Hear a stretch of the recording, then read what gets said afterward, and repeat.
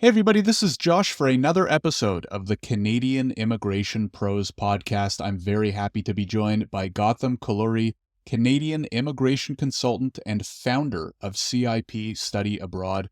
Gautham, thank you very much for coming on the show today. Thank you, Josh. I've been, with you on LinkedIn, and I appreciate your hard work and also the tech support in this too, the product, which is really good and supporting so many RCICs. Pleasure to join you in your podcast. Awesome. And I know it's going to be a good conversation because we've had many of these discussions over LinkedIn, as you mentioned, and Gautam is also a great person to be following on LinkedIn as well, because I think he shares some really good insights, many of which we're going to discuss on this episode. Before we do, can we start with a quick introduction? Please tell everybody just a little bit more about yourself, your company, and what you're working on. Yeah. So, I've been in this industry for almost about 25 years. I am a regulated Canadian immigration consultant, but previously I was the founder and director of CIP, a study abroad and immigration expert company supporting international students.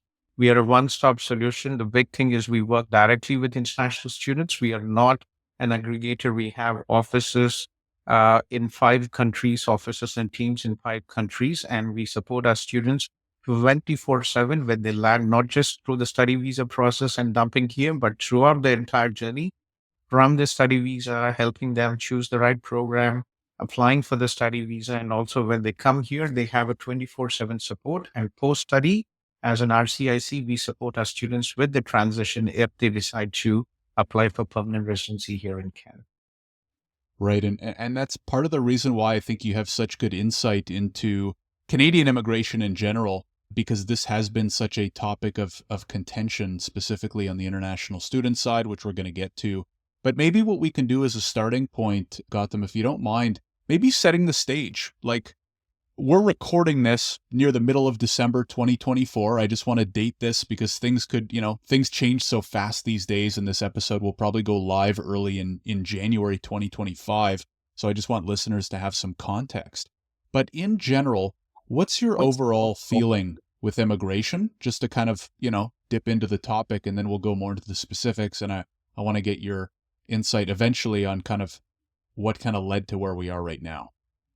Uh, when I started my journey as an international student, I left India. I was born in India and I left India in 1993 and I studied in Eastern Europe. Instantly, I'm a general physician, but I moved into different verticals. So I started my journey as an international student. Then I worked as an international recruitment officer at Conestoga College and Mohawk College.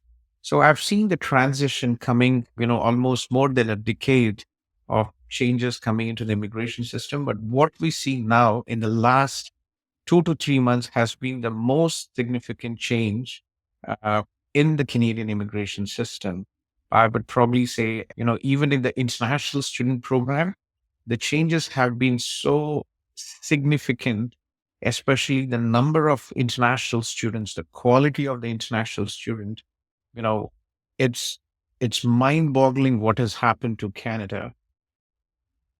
It's to be honest, like never seen anything like this in my entire 25 years of career. It's a great destination, great country. I'm blessed to be a Canadian. And my 2 kids were born in Ukraine, and then my third child was born here. It's such a great country, but so much of mismanagement, unfortunately, with the Canadian study program, basically, which led to the current crisis in the immigration, right? Because majority of the international students, if we see are coming from majority from India, coming in from Punjab, I would definitely say out there. But if we see into the immigration perspective, right, with the current CRS scores, after the targeted draws, the CRS score increased to 500 plus. So, except in the targeted draws, very few percentage of people are actually coming from overseas. So, the entire Canadian immigration is basically international graduates who are in Canada, because without the Canadian education and Canadian work experience, the candidates in the express entry pool will not cross the 500 threshold, which is what we see the CRS scores for the last couple of years. Absolutely. Unless you're a French speaker, of course, right? But maybe Exactly. that's That's a that's that's a an different exception. Yeah. conversation. So Yes. maybe what I'd love to do is to start before a lot of this stuff happened? Because you've seen it all from the start, right? As you said, you've been practicing even long before kind of things started to shift. But maybe for those, especially who maybe haven't been in the industry for a while, or maybe they're just interested Canadians, but they're not, in the immigration industry. Can you take us back to like 2010, 2015? What were things like? How were things different? What was so good about how things were working back then? And then we'll start talking a little bit about what's happened since. Yeah. So back in 2010, the volume of international students coming in was very much controlled. The numbers were not as huge as what we were, much lesser. And the most important was quality was enforced, right? Even back in 2014, 15, applicants with average academics less than 50, 60%, it was difficult for them to get approved for the study visa. It was basically, you know, good filtration from IRCC. People had to have good academics and low backlogs. If we look into the Indian context, if a person was studying, doing the bachelor's, and if he failed the multiple courses or subjects, it's called a backlog. So the Canadian, institutions were very picky. They were looking at the quality. IRCC was looking at the academics and backlog. And getting a visa approval was not easy. There was the quality was enforced, but it changed post COVID. Literally anybody who had, even I've seen cases where international students who had like hardly 40%, that's a weak C. Jeez. They were approved. I've seen students with a backlog of 20, 25 backlogs. That's basically if they had 6 courses during a bachelor's, they failed in 20, 25 courses and they had to retake their exams again. Even those students were approved study visas. So that is how easy it had become to get into Canada. And unfortunately, what also happened was, you know, those days when we started and when I also worked as an international recruitment officer, the concept of sub-agent recruitment was absent. It was in the shadows. Yes, some agencies, what is happening in the international recruitment is colleges and universities sign partnership agreements with overseas agencies to help them recruit international students. But from 2014, 15, a new business model came up, the aggregator business model came up, where it became a multi-level business model. It's basically a courier service. So many companies came up and some under the guise of, education consulting or tech, but it's basically sub-agents, 20,000 sub-agents. They reached out to every dog, I would say, to be honest, everybody could become a sub agent and were signed as a sub agent with financial incentives. And there was quality, and institutions were also kind of looking into more numbers. So these aggregators just started dumping in applications, and colleges were not really also looking at the source where the students were coming in, where the students actually getting the support in the entire process, in the application process, or even after coming to Canada. So it was just a number game, right? Applications being dumped in, international students coming in. And one of the biggest for what was happened is, not enforcing the quality of international students coming in, and also the, the appearance of the pseudo tech aggregators, the education consultants who are working B2B with sub-agents in India, in Philippines and Nigeria. It became a multi-level marketing, just like, cosmetics. You remember those days, Mary, there were a couple of other companies where they were doing this MV and all that. So education consulting has become now a multi-level business and marketing. And unfortunately, because of the sheer volume of the people in India and, these countries, which are Nigeria, Philippines, for these sub-agents, the incentive is not quality. It is sending people abroad. Low quality or high quality doesn't matter. And unfortunately, because of there are so many aggregators now desperate to get the student numbers, uh, the industry is unfortunately infiltrated by human trafficking people who job is not just focusing on quality, but again, they just want to send. So there's so many people who are editing the mark sheets, backlogs, very common, right? Hmm, Marks, and also coming up with phase documentation and everything. So it's the entire international student industry is become student trafficking business now. So quality right. in the students coming in and quality in the recruitment process as what has led to us. Right. And I just want to take even a step back and explain many of our listeners are in the immigration industry and they probably understand most, if not all, of what you said. But for those who have no idea, the way most agents or consultants or as you said back in the day, what you used to have to do is register with a school, and a lot of the money is made on commission, right? So Gautam had to go to each and every college and university and apply and be vetted and be approved, and then if you send students who get approved and actually pay tuition, there's some commission that gets paid, right? And what he was just explaining, the sub-agent model, is that people were basically almost in a sense like selling out those licenses, right? So Gotham could, he does, you don't, right? But you could I don't. hire, as you said, sub agents that work underneath you, and they can leverage your relationship with all the colleges and universities so that everybody could make more commission. And then, as well as you said, most of this industry works on commission. So you only get paid by the school if you send a student who gets approved and shows up and pays tuition. Unfortunately, the incentives are then skewed because, as you said, anyone and their mother could just become a sub-agent, and they just have to send any and every student. Some of them are going to get approved. Even if they all don't get approved, you get some money out of it, right? So a very good kind of breakdown, and I think that maybe underlines one of the core problems, which is the incentives just aren't aligned in the best interests of the students. Can you talk a little bit about timeline? Like you mentioned COVID was kind of like a big contributing factor, which is interesting because that's also when travel stopped. Can you talk about like the last, like since 2016, 2017, did you start to see hints of this then? Or was it like a huge flip around COVID, or was it a gradual change? How have you seen it play out over the years? Well, it all started with the advent of this sub-agent recruitment model, the aggregator platforms, which signed up with the sub-agent. So it all started in 2015 when the incentive was, if we look at the most colleges and universities, if we look at one particular context, for example, India, there hardly, colleges have hardly 50 to 100 approved agency recruitment partners, just 100.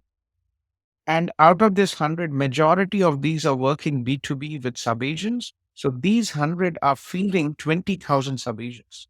So this model was encouraged with the advent of aggregators. Previously, institutions were very specific. We do not accept sub-agent relationships. So that was before 2015. I worked at Conestoga in 2014, Mohawks.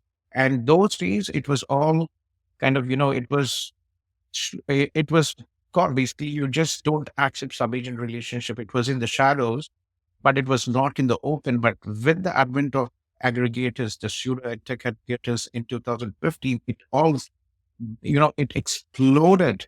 And everybody saw an incentive, especially in countries like India, Nigeria, and Philippines, where the volume is high. It's easy money. These aggregators, they got funding from, big investor companies. And for them, it was only numbers. And they were actually paying 75 to 80% to the sub-agents just for sending students.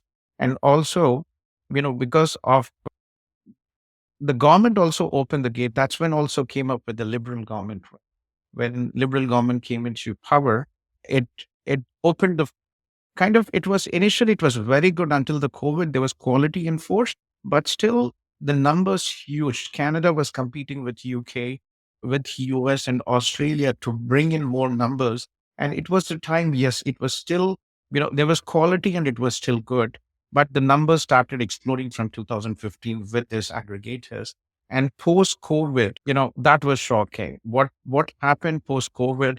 I think the government, it is huge mismanagement. One was the government wanted to bring in more international students. Again, I'm not sure how the policy worked and the data to support all this. But again, dumping in so many international students, especially the problem was getting it, the quality was not enforced. So majority of the international students, if we look at the big markets, right, were actually undergraduate students, kids, 17, 8-year-old kids who did not have the skill set, who did not even have strong communication skills. They were being flooded into the college system for diploma programs. Many programs, as the minister Mark Miller recently removed the PGWP eligibility. They were all business programs, general arts and science, office administration, healthcare. These came in, and the government encouraged to an extent that they actually lowered the English requirement. So previously we had this SES where English requirement was at least 6 in each branch for IELTS, and it was actually changed lower to 5.5. It was decreased to 5.5. So we had lower quality of students coming in, and given the floodgates were open post COVID, there was, you know, what we see with all the industry was like 80% approvals, irrespective of the academics, irrespective of the backlogs, the quality of the students. Literally anybody who applied for study visa, they paid the tuition fees and the GIC, 70 to 80% were approved. Hmm. Wow. This What? was all the same time, sorry. Yeah, Yeah. this was all the same time when the private college systems, the public private partnerships came in, and it was a huge, especially in Ontario, the quality was not enforced. You could actually, there were some very good players. Unfortunately, who Canada lost some good colleges as well in the system. But again, you know, it's the entire system was just to funnel people from abroad, irrespective of the quality. And this was what has happened. Canada, if we compare to the US or Australia, we have very limited institutions. We have very limited colleges and universities. US, if we compare, there are more than 500 public and private colleges and universities. But in Canada, we can hardly count on fingertips, right? There are hardly about 100 colleges and universities. So it was a good concept, but the quality was not enforced. So it was all about bringing in people irrespective of the quality. Right. Super interesting, I would imagine, especially for those who have kind of seen what this mess is that we have now, but maybe not understood the details of kind of where it came from. My two follow-ups are, number one, do you know why it is that colleges kind of flip that switch?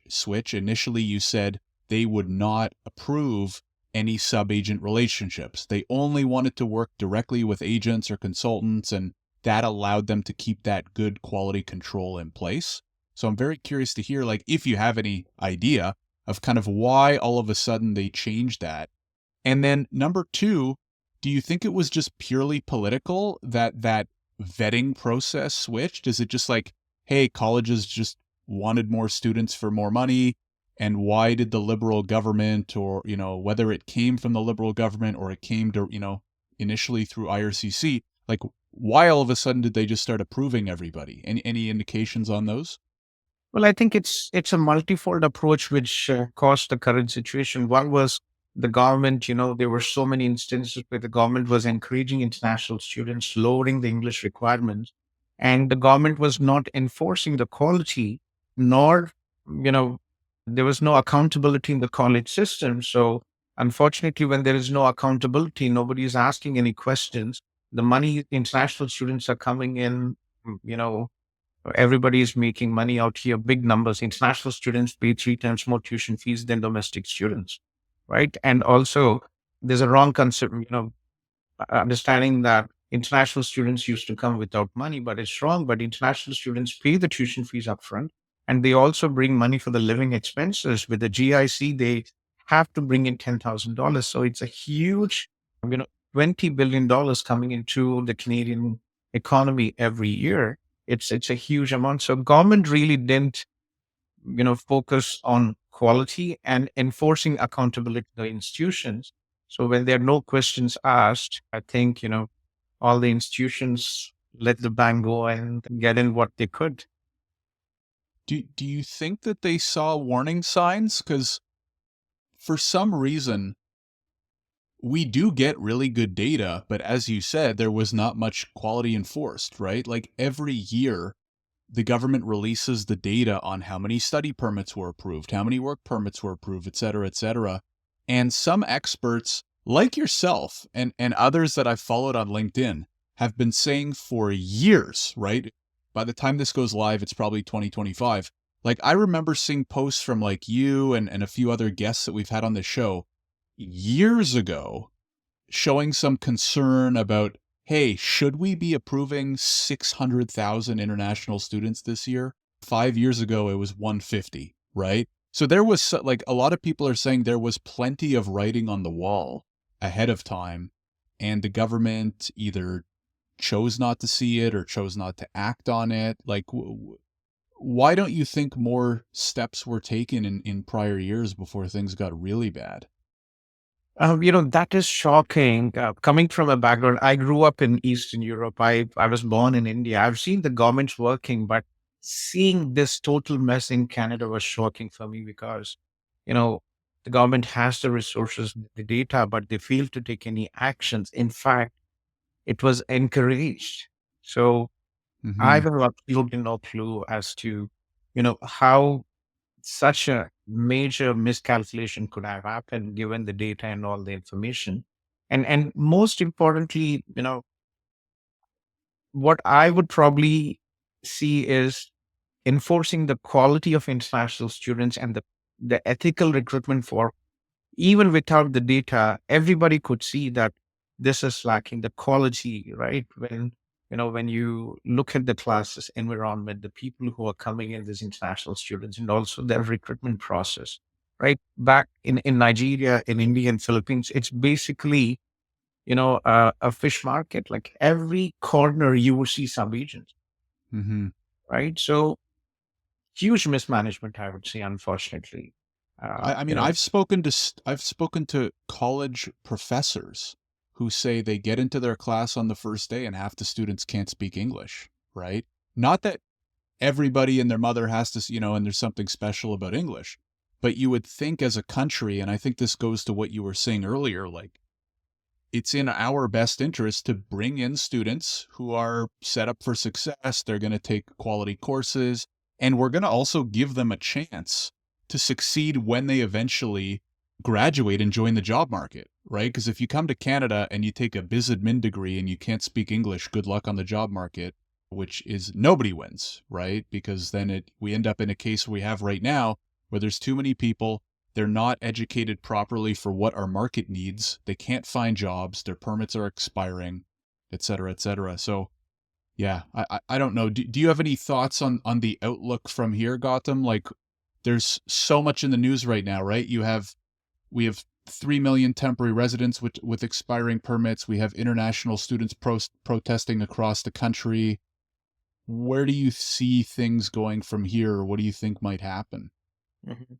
Well, to start with, just as a continuation, what you were saying, I've always insisted and I also always made a statement, the quality of international students, the quality of immigrants we bring in will define the future of Canada, right? And unfortunately, it's a completely, you know, disaster these days. So, well, there are two quality of people who are coming in, right? For example, I recruit quality students. We don't really recruit undergraduate students. Majority of the international students we bring in are IT professionals, many of them with 3 to 5 years of work experience, STEM professionals, healthcare professionals, even from business, very good kids.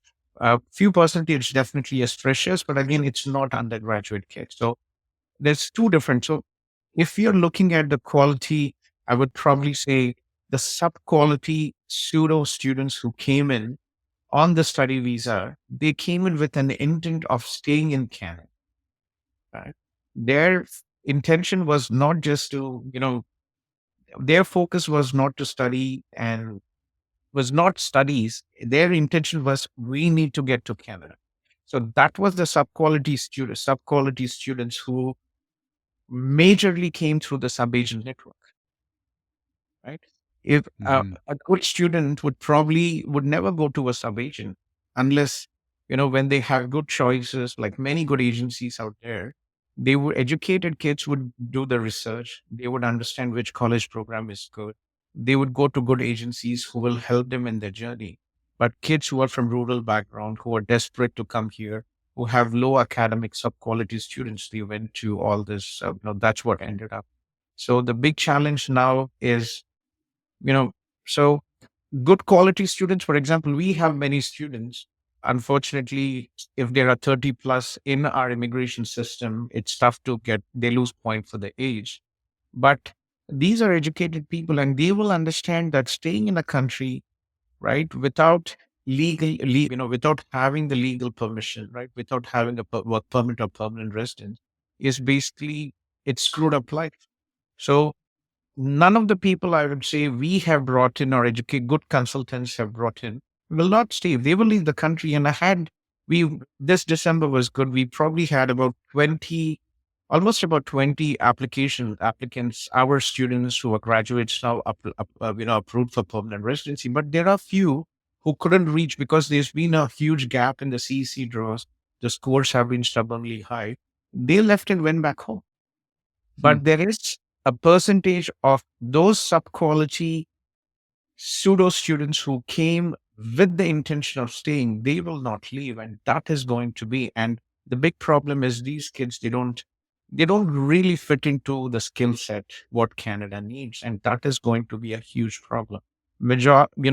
Many will leave voluntarily, but again, still there is a huge percentage of the sub-quality students who came in, they wouldn't leave here unless they are deported. So Right. it's a big percentage, and this is what Canada will have to struggle for the next 3-4 years. What do you think the government is going to do, or what do you think the government should do with those students? And the other thing I really wanted to get an idea on was how, if at all, is this affecting brand Canada? Because a few years ago, 3+ years ago, Canada was maybe one of the top destinations, right? To come and study and have a good chance to settle and get PR. You have the PGWP. Back then, easy transition to PR. Now, not so much, as you've alluded to. So, how is this affecting students abroad that are considering Canada or considering other countries? Well, personally, as a Canadian, I understand and I make it a point to my clients, my international students, that becoming a Canadian, getting a permanent residency is a privilege. It's not a right for every student who will come here. So people have to understand what are the requirements, and not everybody will get. For example, if we take US, right, there are only 20,000 H-1B visas for master's graduates, international graduates who study masters. But just from India, there are almost about 200,000 for the 20,000 coming in. They are Oh, aware and they don't have like problems like that in the US, right? People, they do their second masters and if they don't get their H-1B, they leave the country. But the problem is, the quality, what it matters. The quality coming to the US is higher quality, and quality, unfortunately, Canada has not enforced. Canada has pumped in students who are +2 and not really good quality students coming in. So the big challenge I see is, again, it comes to the same point when we see quality, right? So it's difficult times. And to answer your question, right, it's tough to it's tough for the brand Canada. I was many things also. It's not just the immigration perspective also, but again, I'm a Hindu. I was born in India, and unfortunately, the current perception with Canada, what has happened is that the liberal government is pro Khalistani government, and Hindus are not supported here. Hindus do not have a voice, and especially we had this, in Hindu temples attacked in Brampton and Surrey, Indian consulate being attacked, right, with all the protesters, Khalistani protesters, and unfortunately, the perception is that the liberal government is very soft on, pro Khalistani separatists, and this is what the media in India has been, also in the news everywhere. That's what it is. So one of the reasons the brand Canada is affected is right? Because of the current economic situation and also the immigration, the targeted draws have increased immigration, but mostly if you're looking at quality, because, you know, from South India, IT professionals, engineers, in STEM professionals, healthcare professionals, most come from South India as well, right? They don't want to come to Canada because, as I said, the general perception is Canada is, not safe for Hindus. Which is kind of crazy to think, right? Because the Canada that you and I have grown up in was safety, security, peace, happiness, right? Exactly. Multiculturalism, right? And I feel like all of the amazing things that Canada has to offer have just been, I don't want to say wiped out, but just taken a huge hit over the last couple of years, which is so unfortunate. What do you think, Gotham, can be done? Obviously, this is a bit of a loaded question. This is a big problem. It can't be fixed overnight.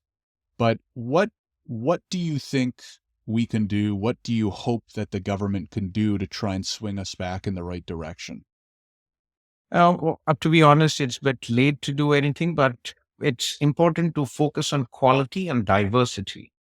You know, quality to bring in what has happened recently with all the changes is actually good, but it has come 2 3 years late. Canada needs quality. Canada needs IT professionals. Canada needs STEM professionals. Canada needs skill trades.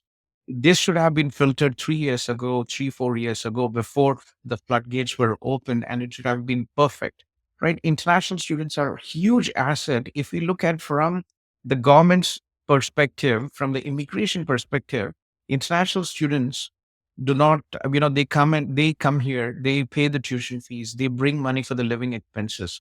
So they get Canadian education and they pay for it. And then the government has given the postgraduate work permit opportunity for international students to get jobs, get trained with the Canadian work system. And if they are successful, they transition to permanent residence. And during this entire journey, the government does not have to pay a single dollar.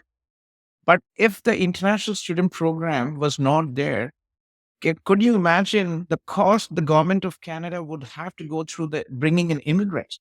They would have to invest bringing in immigrants, supporting them socially here, and also support the skill set, give the certifications, all the education required, and that is billions and billions of dollars. The international student program has been a huge pathway for building the skilled Canadian immigrants. But unfortunately, because it was mismanaged, it ended up like this. But it's a huge asset for Canada where the Canadian government does not have to invest a single dollar. In fact, they are making money through the process. So it was a brilliant program. The Canadian student program was a brilliant program to bring in new immigrants, to bring in to build new Canada, but mismanaged. So brand important is to focus on quality, which the government has done now with removing, giving the postgraduate eligibility to programs which have long term uh, employment perspectives here in Canada, removing the points for LMIA, which, there's been a hard discussion in all this, right? Because it was abused. The entire program was abused literally. And very important diversity. The problem is, right, the Indian banking system is so good that if a prospective student in India wants to study in Australia, UK, US, or Canada, they can get an education loan for up to 40 50,000 dollars in a month. If they have acceptance letter, they can get an education loan and they can come here. Unfortunately, if we look at Latin America, right, or we are looking at, right, Europe does not have, they don't really have a focus to migrate, right? Because they have a better lifestyle than Canada, I assume, with the small, beautiful countries out there, a lot of job free movement, employment movement within Europe. So it's mostly where to come from South Asia, from Africa, and from Latin America, right? So the colleges and universities have to focus on more scholarships because, and also increasing the GIC to 20,000 has really hit hard on those countries. If if prospective students' parents are just making $500 a month, it is impossible for them to show $20,000 GIC after paying the tuition fees. And if there are no banks giving education loans, it is impossible for them to come. So diversity is absolutely no impossible to get achieved. So more Right. scholarships from institutions, more focus on getting diversity through scholarships. This has to be done, but unfortunately, many institutions the scholarships are hardly like $1,000, $2,000.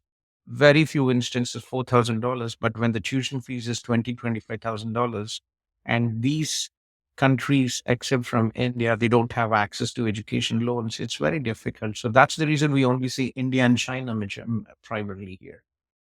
Right. Yeah, no, I think everything makes a lot of sense. Do you think, building on that, do you think that the government overreacted? Because my biggest concern was that because of everything that you just said, like the international student industry is a great industry for Canada, right? Like you said, people are paying to come here and get educated and then start working and then paying taxes, et cetera, to help fill labor markets that we need help with, right? One of my big concerns is now that everybody is so anti-immigration, they don't realize that there are many different parts of immigration, right? It's not just immigration as a whole. Not all immigrants are equal.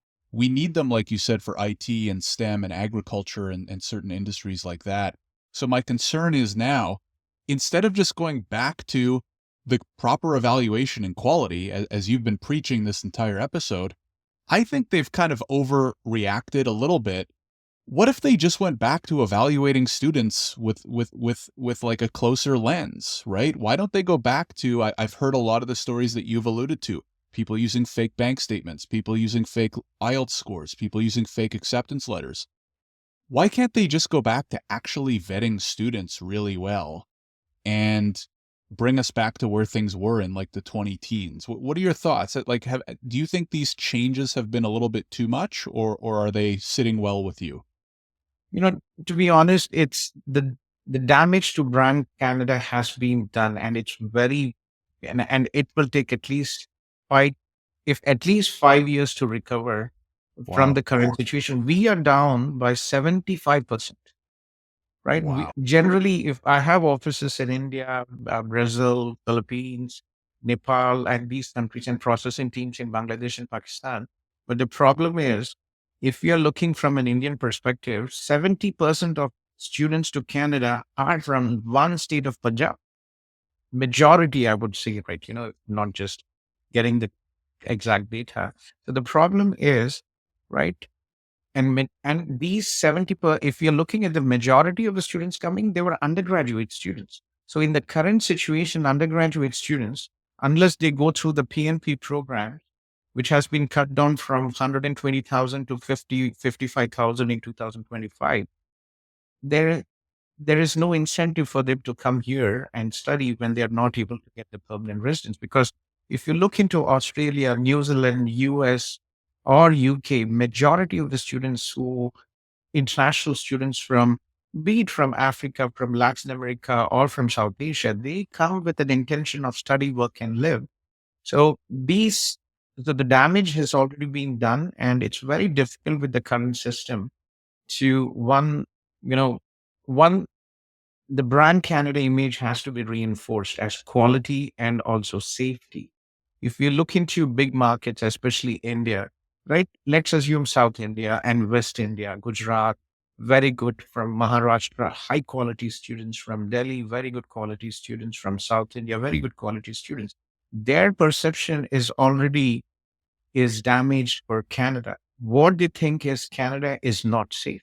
So until it is coming, serious actions taken from the government, and it will not change for the next 3 or 4 years.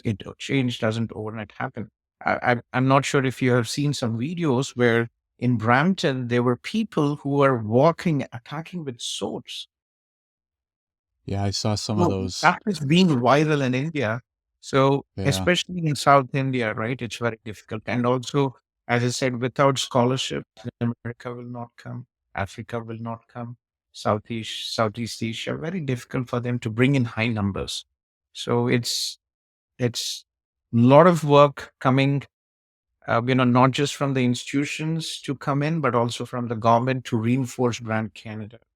But again, with the Right. current political situation, I don't know where we are heading. Yeah, and I mean, I don't know, not to make this too political. I don't know if the current leadership has it in them to fix what they've caused. I guess maybe that's a question to end on is what are your thoughts for the near future? Do you see any more big changes coming? And what would be your advice to international students out there or maybe other immigration experts out there that are so unsure of what's going to happen? What do you foresee in the short term? What would you tell listeners right now? Well, I am a strong believer in brand Canada. I'm a proud Canadian and I've lived in many countries. I was born in India. I grew up in India. I studied in Eastern Europe. I worked with the US programs. Canada is the best destination and safe destination compared to Australia, compared to the US. So if we can unite colleges, the government, and we as practitioners can improve brand Canada. It's definitely, it's for me, it is, not just being a Canadian, but it's a very safe country. I'm 51. I've just turned 50 last September. And I've traveled to more than 35 countries, have lived in Eastern Europe just after the fall of the Soviet Union. I've seen so many things. Canada is safe, much safer. And if you look into Australia, for example, right? Australia cut in the number of immigration from 500,000 to 250,000. The tuition fees is twice expensive than Canada. And Hmm. only the visa application fees has been increased to $1,600 compared to what we have, 150 to 200. Wow. UK is a very small country, right? How many people? UK doesn't have an immigration agenda like Canada or Australia. US, they're already struggling with the illegal immigration. They're already struggling with the H-1B system, which is only 20,000 for masters. So there's no other alternative. And Canada, even though salaries compared to the US are less, Canada is still a safe country. If we just move out of, if we don't consider the Brampton and Surrey, which is already overpopulated, Canada, there's so much space more to welcome in other provinces, in other regions apart from GTA and Metro Vancouver. It's a beautiful country, beautiful people, and it's my personal experience. And I've seen thousands of my international students who are successful, who have become permanent residents, and it's a peaceful life. You don't have to worry about the green card issues in the US. Australia has been very also, unlike Canada, so many changes coming in. And it's difficult market as well for job market as well. So Canada, I believe in Grand Canada. And if we are working together and if the government and if the colleges are taking steps, colleges and universities taking steps for ethical direct student recruitment, enforcing quality of international students, we will build up again, but will take time. 3 to 5 years is what we are basically. Hmm. That's a great note to end on and very informative. Gautam, really appreciate having you on the show. This has been pretty eye-opening. If anybody does want to get in touch or learn more about your company, or, see what you're doing, where do you recommend that they go or reach out? LinkedIn. Yes. Easy I don't, answer. Yeah. yeah. Awesome. So we'll have links to Gautam's profile on LinkedIn as well as his company in the description below, whether you're watching on YouTube or listening on your favorite podcast platform. Gautam, thank you again for coming on the show. Really appreciate it. Thank you very much for the opportunity to join you.